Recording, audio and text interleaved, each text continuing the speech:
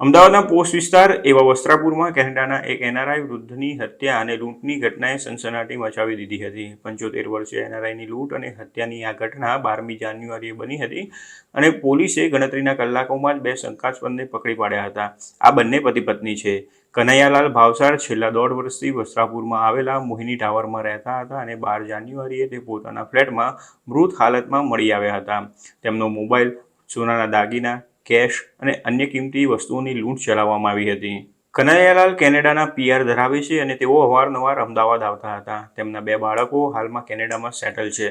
12 જાન્યુઆરીએ તેમના પત્ની વર્ષાબેન સાંજે ઘરે આવ્યા તો તેમના પતિ કનૈયાલાલ મૃત હાલતમાં મળી આવ્યા હતા, જેના કારણે તેમણે પોલીસને જાણ કરી હતી. શરૂઆતમાં આ કુદરતી મોત હોય તેવું લાગી રહ્યું હતું, પરંતુ કનૈયાલાલની કિંમતી વસ્તુઓ ગાયબ થઈ ગઈ હોવાના કારણે તેમની હત્યા કરીને લૂંટ ચલાવવામાં આવી હોવાનું ખુલ્યું હતું.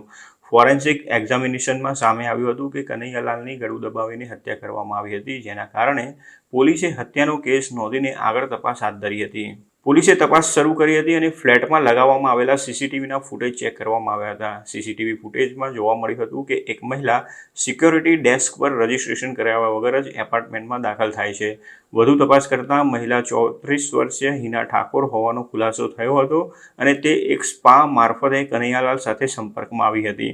હિના ઠાકોર અવારનવાર કનૈયાલાલને ત્યાં મળવા આવતી હતી. છેલ્લા 18 મહિનાથી હિના કનૈયાલાલના સંપર્કમાં હતી અને તેનાથી તે જાણી ગઈ હતી કે તેમની પાસે સારી એવી સંપત્તિ છે, જેના કારણે તેણે પોતાના પતિ આનંદ સાથે મળીને લૂંટનો પ્લાન બનાવ્યો હતો.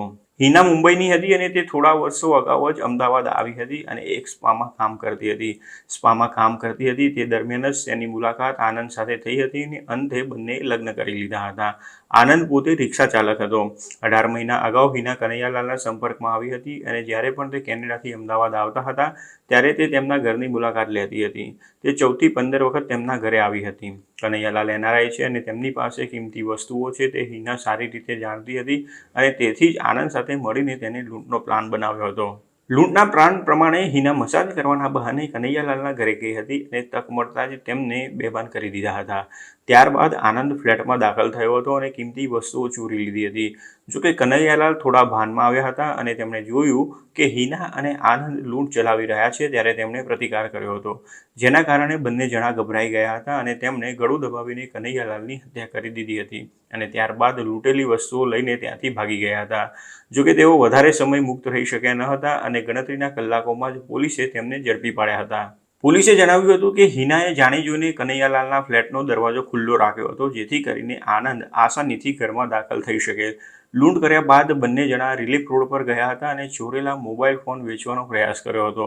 આ બંનેને ઝડપી પાડવામાં સીસીટીવી ફૂટેજે પોલીસને ઘણી મદદ કરી હતી. ફૂટેજના આધારે પોલીસે આનંદની રિક્ષાને ટ્રેસ કરી હતી અને બંનેને ઝડપી પાડ્યા હતા. પોલીસનું કહેવું છે કે બંને જણા મુંબઈ ભાગી જવાની ફિરાકમાં હતા, પરંતુ તેઓ તેમાં સફળ થાય તે પહેલાં જ પોલીસે તેમને પકડી લીધા હતા.